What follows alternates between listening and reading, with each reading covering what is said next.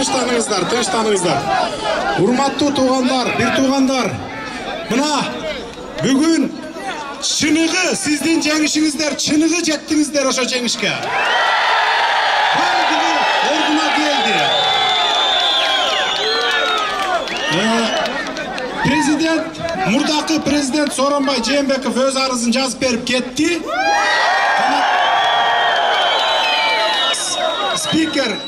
Спикер Канат Исаев анын милдеттерин аткарууну мүмкүн эмес экен деп өзүнүн арызын жазып берди.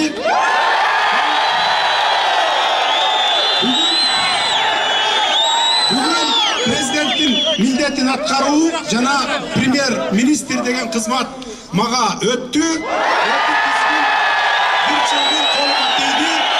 Эми мен сиздердин ишеничиңиздерди толук актаганга ушул сааттан баштап киришемин.